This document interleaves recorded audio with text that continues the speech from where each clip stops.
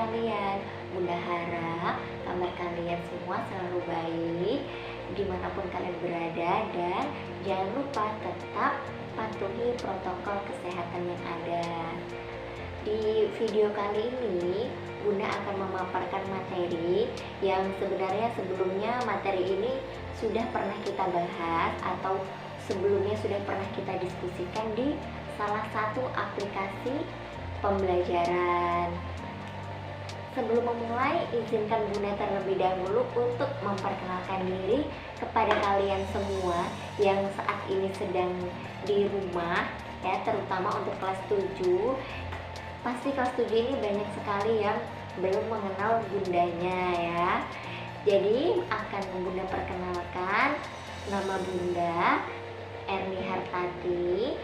Kalau di sekolah biasanya dipanggil dengan sebutan Bunda Erni. Kali ini Bunda Erni akan menjelaskan materi mengenai teks deskripsi. Tetapi alangkah baiknya sebelum memulai penjelasan kita mengetahui terlebih dahulu tujuan pembelajaran kita pada hari ini.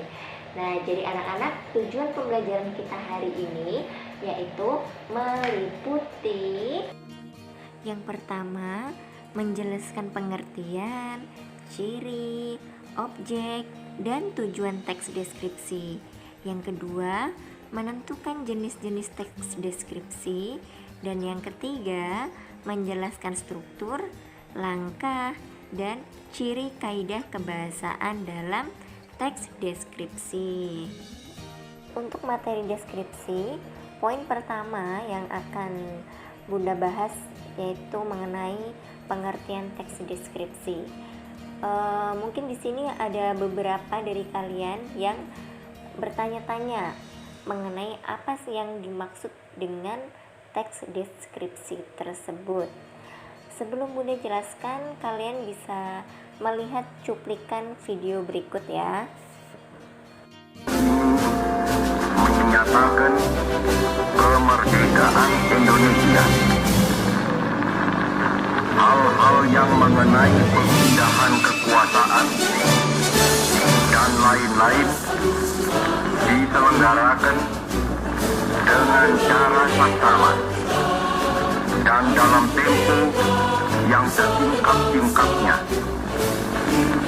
Jakarta, 17 Agustus 1945, atas nama bangsa Indonesia, Soekarno, Hatta.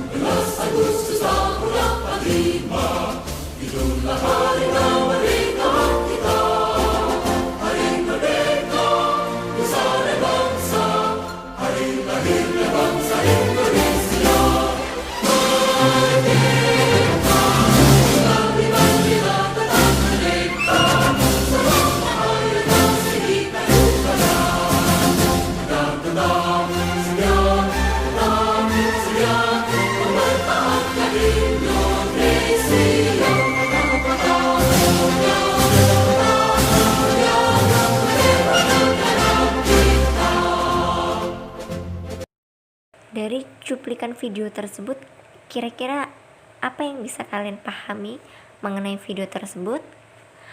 Bunda kasih waktu 5 detik deh untuk berpikir ya.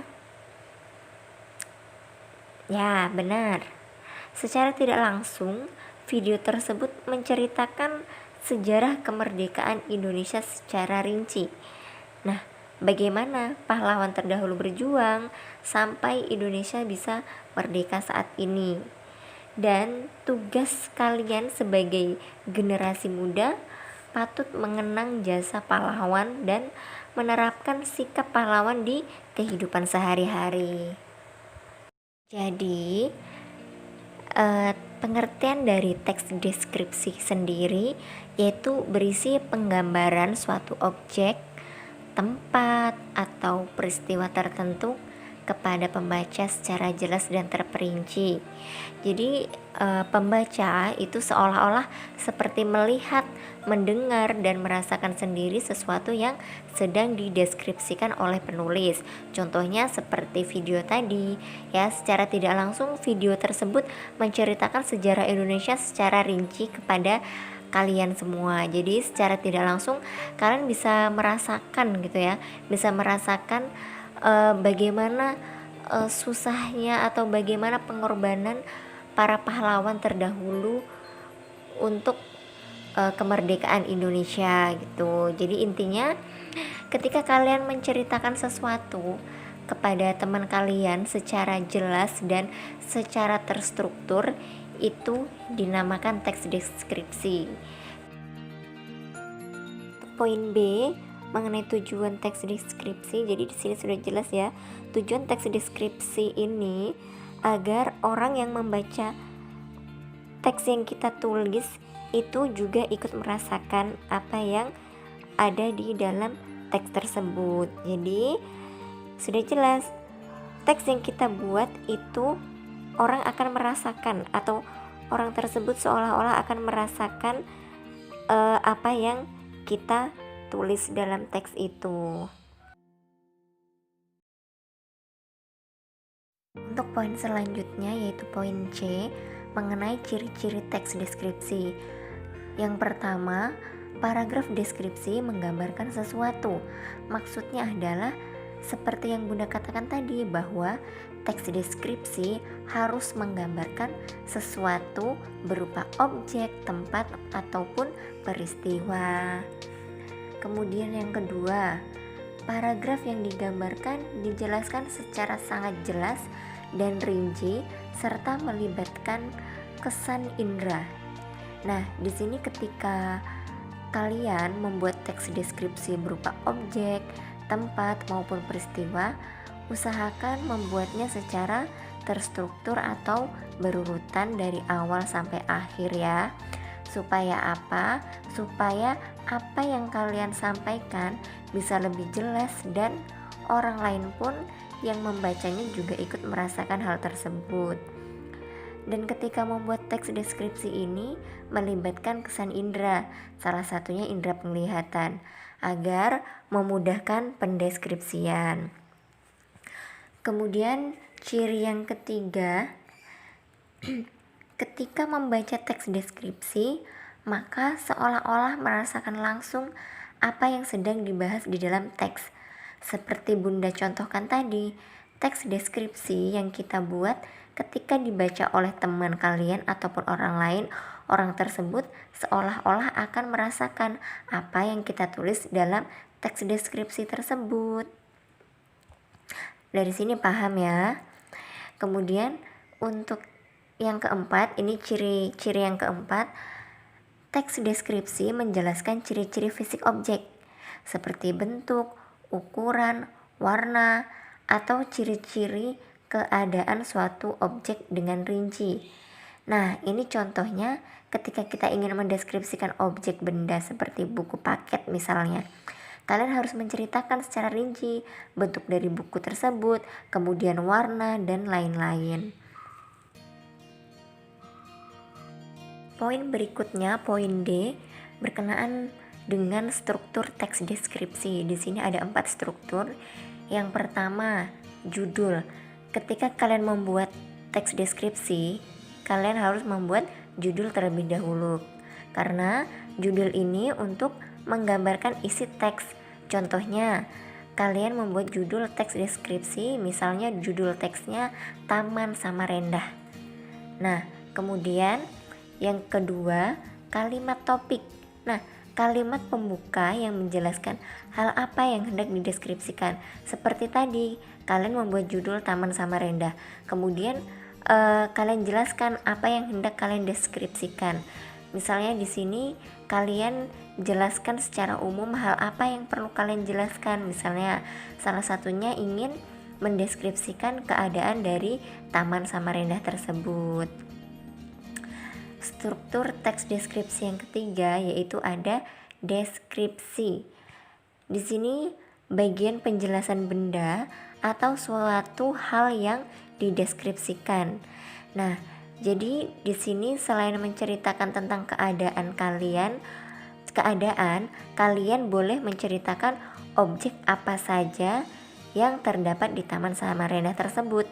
Contohnya, banyak tempat duduk yang berukuran memanjang dan memiliki warna coklat, serta memiliki banyak pepohonan dan lain-lain. Jelaskan secara rinci kira-kira apa saja nih yang ada di dalam Taman Samarinda tersebut.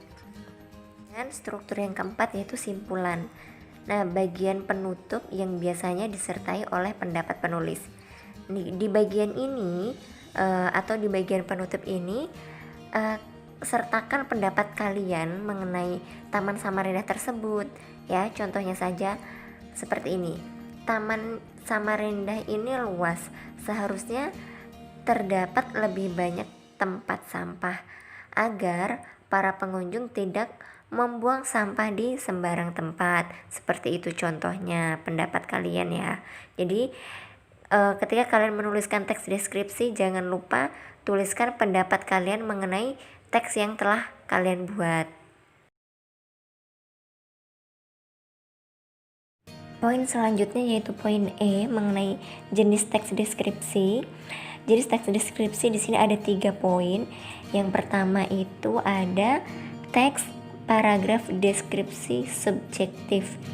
Nah, di sini paragraf deskripsi yang penggambaran objeknya menurut kesan atau menurut yang dirasakan oleh penulis teks tersebut.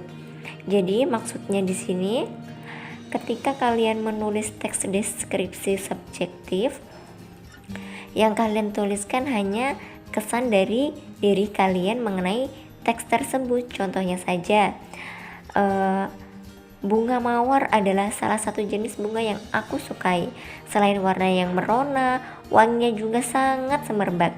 Nah, itu adalah salah satu contoh paragraf subjektif. Jadi di sini menurut kesan pribadi kalian masing-masing ya. Itu yang dinamakan deskripsi subjektif. Kemudian yang kedua, teks deskripsi spasial. Dalam teks ini, objek yang digambarkan hanya berupa tempat, benda, dan ruangan. Ya, jadi hanya 3 itu saja yang boleh dideskripsikan. Jadi terserah mau mendeskripsikan apa. Misalnya mau mendeskripsikan ruang kelas, ruang guru, dan lain sebagainya. Kemudian yang ketiga, teks paragraf objektif. Nah, teks ini atau objek yang digambarkan dalam teks ini yaitu apa adanya menurut keadaan objek yang sebenarnya, tanpa penambahan opini dari penulis itu sendiri. Contohnya, ketika kalian menggambarkan keadaan di dalam ruang kelas. Ketika ruang kelas kotor, banyak sampah yang berserakan. Jadi kalian harus menggambarkan sedemikian rupa gitu ya. Tidak boleh diubah berdasarkan opini kalian. Jadi apa yang kalian lihat itu yang kalian tuliskan gitu contohnya. Poin F mengenai langkah-langkah membuat teks atau paragraf deskripsi. Di sini akan membahas 5 poin. Yang pertama itu ada menentukan tema. Jadi menentukan apa objek yang akan dibahas nantinya. Jadi sebelum membuat teks deskripsi, jangan lupa kalian tentukan temanya terlebih dahulu atau objeknya terlebih dahulu yang ingin kalian jadikan sebagai teks deskripsi. Kemudian yang kedua itu menentukan tujuan.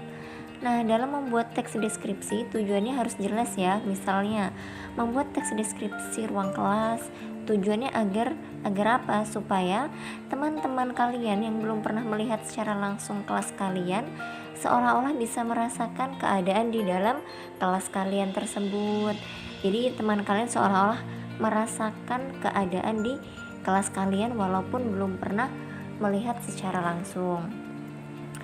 Kemudian yang ketiga itu ada kumpulkan data-data dan lakukan pengamatan langsung mengenai objek yang akan dibahas. Jadi sebelum melakukan atau menuliskan teks deskripsi, kalian terlebih dahulu mendata kira-kira pengamatan apa yang akan kalian lakukan. Kemudian ketika kalian ingin mengamati sebuah objek benda, kalian harus siapkan terlebih dahulu benda apa yang ingin kalian deskripsikan. Kemudian amati benda tersebut untuk mendapatkan data-data yang nantinya akan disusun menjadi sebuah kerangka karangan teks deskripsi, seperti itu. Untuk poin yang keempat, setelah data-data terkumpul, susunlah data tersebut menjadi kerangka karangan. Nah, jadi setelah semua data terkumpul, jangan lupa disusun kalimatnya secara terstruktur. Kemudian untuk poin yang kelima, uraikan kerangka karangan menjadi teks deskripsi yang disesuaikan dengan topik. Nah, jadi uraikan berdasarkan kata-kata yang telah kalian susun sebelumnya agar menjadi teks deskripsi yang menarik untuk dibaca. Jadi poin terakhir yaitu mengenai ciri kaidah kebahasaan dalam teks deskripsi. Yang pertama, menggunakan kata benda sesuai topik yang dideskripsikan. Contohnya seperti sekolah, rumah, dan guruku. Dan yang kedua, menggunakan frasa yang mengandung kata benda. Contohnya, contoh kalimatnya yaitu beliau adalah seorang kepala sekolah yang rendah hati. Nah, frasa sendiri di sini merupakan gabungan dua kata atau lebih yang bersifat non predikat. Kemudian yang ketiga, mengandung kata sifat yang bersifat menggambarkan. Jadi di sini teks deskripsi akan menggambarkan kegiatan atau benda yang ada di sekitar kita. Contohnya seperti 1 siswa rajin, 2 siswa memegang bendera, dan 2 kaos kaki putih. Yang keempat, mengandung kata kerja transitif untuk memberikan informasi subjek. Nah, contohnya seperti siswa itu mengenakan seragam putih biru. Nah, jadi transitif di sini bersangkutan dengan kata kerja yang memerlukan objek, gitu ya. Jadi transitif adalah kata kerja yang memerlukan objek. Kemudian yang kelima, mengandung kata kerja perasaan atau pendapat dengan tujuan mengungkapkan pandangan pribadi penulis mengenai subjek. Jadi di poin ini kalian boleh mengungkapkan pandangan pribadi kalian terhadap suatu teks deskripsi. Contohnya, saya pikir itu adalah kucing yang cerdas. Itu adalah salah satu contoh kalimatnya. Kemudian yang keenam, mengandung kata keterangan untuk memberikan informasi tambahan mengenai objek. Nah, kata keterangan yang dimaksud seperti dengan cepat, di rumah, di kantin, dan lain-lain. Yang terakhir ini mengandung bahasa kiasan berupa perumpamaan atau metafora. Jadi di sini kalian bisa memasukkan kata-kata dalam teks deskripsi itu kata-kata perumpamaan atau kata-kata kiasan. Jadi kata-kata kiasan ini semacam kata-kata yang membandingkan antara kehidupan atau kenyataan yang ada di hadapan kita dengan sesuatu yang baru kita bayangkan. Contohnya, kulitnya lembut seperti benang sutra gitu kan. Atau kalau tidak, taman ini indah bagaikan surga. Sedangkan sebelumnya kita tidak pernah tahu gitu ya bentuk di surga itu seperti apa. Tetapi dengan mendengar kata surga, kita sudah bisa mengumpamakan bahwa surga itu indah, banyak bunga dan lain sebagainya. Nah, jadi wajar saja kalau misalnya taman tersebut diperumpamakan sebagai taman yang indah bagaikan surga, seperti itu contohnya. Nah, demikian pemaparan materi dari Bunda. Semoga video kali ini dapat menambah wawasan pemahaman kalian semua mengenai teks deskripsi ya. Dan jangan lupa tetap semangat belajar dari rumah dan patuhi protokol kesehatan yang ada. Mungkin itu saja yang dapat Bunda sampaikan. Assalamualaikum warahmatullahi wabarakatuh.